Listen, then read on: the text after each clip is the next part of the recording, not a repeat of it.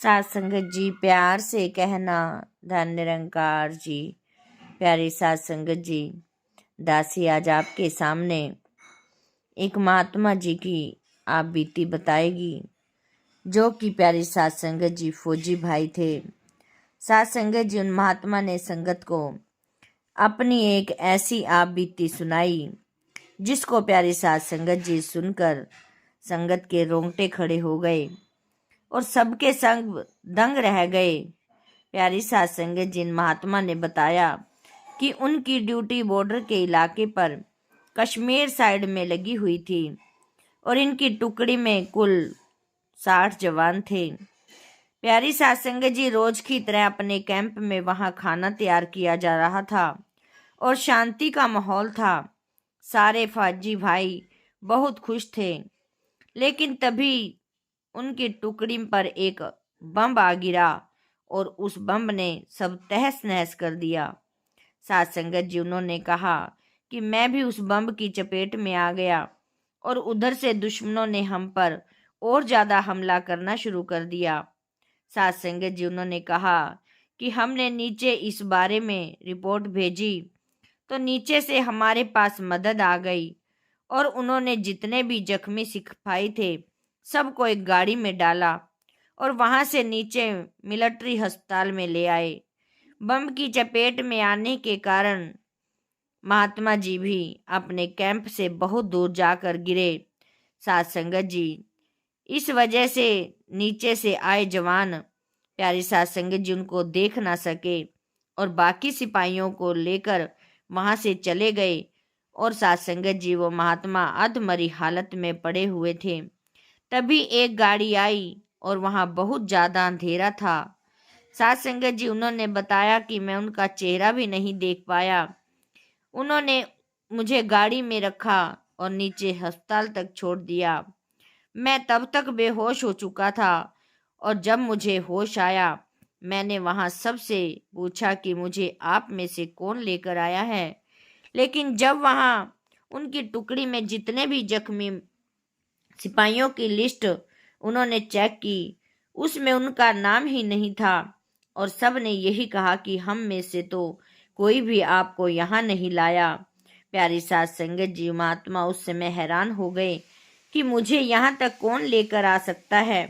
फिर मैंने देखा कि मेरी एक साइड पूरी तरह से जख्मी हो चुकी थी और हॉस्पिटल के डॉक्टरों ने मेरा इलाज शुरू किया और कुछ ही देर में एक और खबर आई कि दुश्मन आगे बढ़ते जा रहे हैं, इसीलिए जल्दी से जल्दी हॉस्पिटल को कहीं और शिफ्ट करना पड़ेगा। अब क्योंकि इतने समय में ये सब करना पाना बहुत मुश्किल था, तो वहां एक फैसला लिया गया कि जो बहुत ज्यादा जख्मी हो चुके हैं उन्हें वहीं छोड़ दिया जाए और बाकियों को लेकर दूसरी जगह शिफ्ट हुआ जाए। उसी समय एक लिस्ट बनाई गई कि किस किस को यहाँ पर छोड़ना है। उस सात संगत जी, उस लिस्ट में महात्मा जी कहने लगे कि मेरा नाम भी आ गया।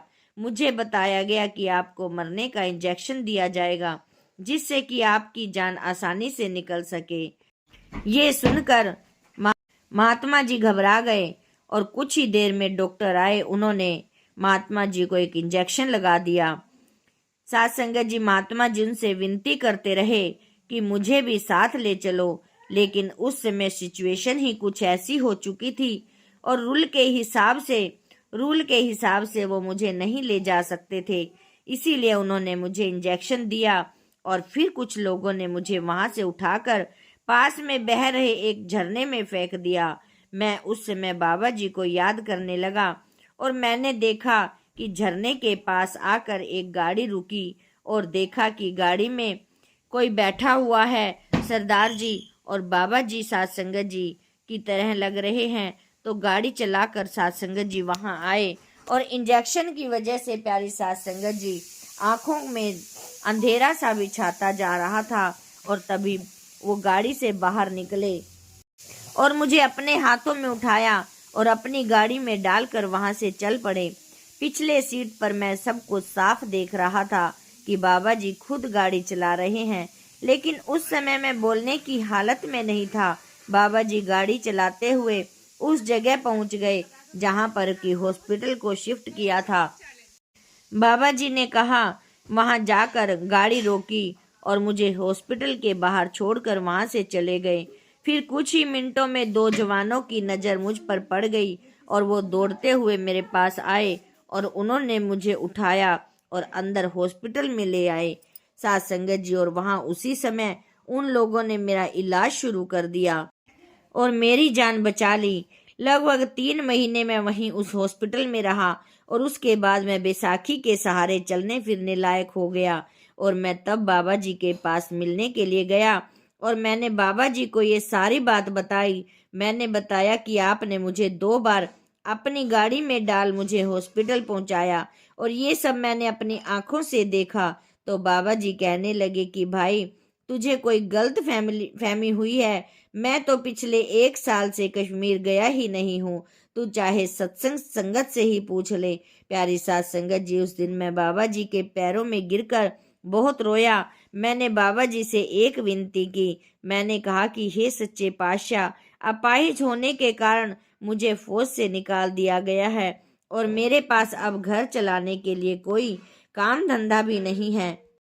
तो बाबा जी ने कहा कि बेटा, जब तुझे विश्वास है और तूने सब कुछ अपनी आंखों से भी देखा है कि सतगुरु ने तेरी वहां पर फौज में संभाल की है, तो आगे भी जरूर निरंकार तेरी संभाल करेगा।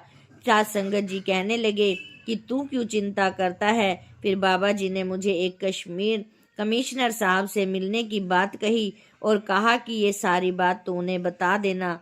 साथ संगत जी, वो तेरे लिए कुछ ना कुछ जरूर करेंगे। फिर साथ संगत जी आगे फौजी ने बताया कि वो 2 दिन है और आज का दिन है। आज मैं अपनी जिंदगी में बहुत खुश हूँ। घर का गुजर बसर भी बहुत ही अच्छे से हो रहा है। अगर उस दिन बाबा जी मेरी संभाल ना करने आते, मेरी रक्षा ना करते, आज मेरा परिवार रुल गया होता। साथ संगत जी कहते कहते वो फौजी भाई की आंखें भर आई। जिसको साथ संगत जी विश्वास होता है कि मुसीबत में सतगुरु उसकी रक्षा करते हैं, उसकी रक्षा करने जरूर आते हैं, तो प्यारी साथ संगत जी सतगुरु को आना ही पड़ जाता है। क्योंकि साथ संगत जी सतगुरु को पता होता है कि मेरे सिवा इसका कोई नहीं और मुझे इसकी मदद करने जाना ही पड़ेगा। प्यारी साथ संगत जी, लेकिन जब हम डोलने लग जाते हैं तो सतगुरु भी अपना हाथ हटा लेते हैं। इसीलिए समझाया जाता है कि बड़ी से बड़ी मुसीबत में भी सब्र रखना चाहिए। प्यारी साथ संगत जी, हमें यही शिक्षा इनसे मिलती है कि हमें किस तरह सतगुरु बाबा जी हमारा पल पल ध्यान रखते हैं। साथ संगत जी, कमियां हमारी होती हैं कि हम डावाडोल हो जाते हैं, हम डोल जाते हैं। उनका प्यारी साथ संगत जी सेवा सिमरन सत्संग नहीं कर पाते। साथ संगत जी, हम औरों के ख्यालों में आ जाते हैं। प्यारी साथ संगत जी, दासी बोलते समय बहुत सारा गलत बोल जाती है। अनजानी बच्ची समझकर साथ संगत जी दासी को क्षमा करना और साथ संगत जी दासी के साथ जुड़े रहना। साथ संगत जी प्यार से कहना, धन निरंकार जी।